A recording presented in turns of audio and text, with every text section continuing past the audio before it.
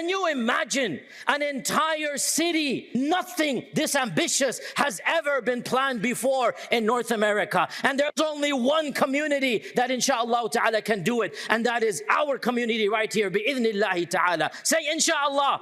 Rather than just one subdivision, an entire city that we advertise to the entire American subcontinent that look, Epic 1 was such an amazing success. What do you think would happen if we bring forth Epic 2.0? What is going to happen if we bring forth Epic 2.0, taking the best of Epic 1.0 and then purpose building an entire facility, an entire city, not just a subdivision, an entire massive plot of land right here in Dallas. Not 100 houses, 1,000 houses. This is going to be the opportunity of a game changer for the American da'wah scene. So what can Texans do?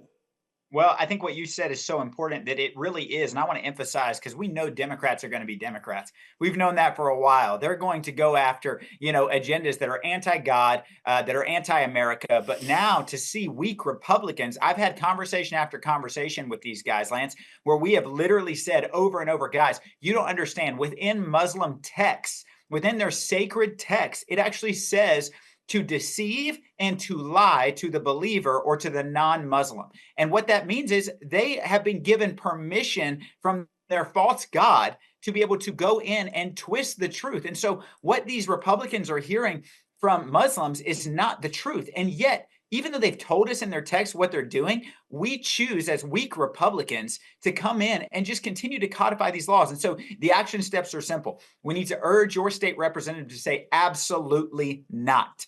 This last week, I opposed and made a speech against a resolution that would honor the leader of Planned Parenthood because we're a pro-life state. Well, we need to start opposing every resolution that honors anything Islamic because it is antithetical to our Christian worldview. And so at For Liberty and Justice, that's the organization I run where we seek to mobilize the church, wake up the city, and take a stand in the governmental realm. What we're doing is we're getting our chapters together and we're saying oppose it. Send in emails to the speaker. Say no more of this approval of radical Islam in the state of Texas. And so I would encourage everyone to do the exact same thing at forlibertyandjustice.us. That's forlibertyandjustice.us to start a chapter or to get involved in a chapter so you can be a part of fighting this radical Islam in Texas as well. All right, so they could go to libertyandjustice.us. That's one action they could take. And how can they keep following you and keep up to date with what's happening? So on X, I am just at Nate Schatzline, NateSchatzzLine. I am posting about this constantly. And actually, my legislative director is also an investigative reporter that has covered this extensively. And that's Carlos Tercios on X. It is the greatest leaked footage for exposing radical Islam in Texas as well. All right, Nate. Well, we're going to keep in touch with you. I know that you're in session right now. Thanks for taking a moment to step out and be with us. And that's HB 23, right? That's what we're debating.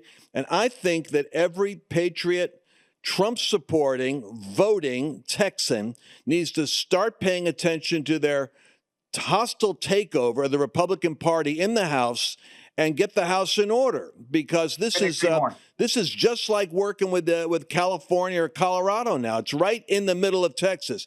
And we're not going to let it happen. We're going to take action.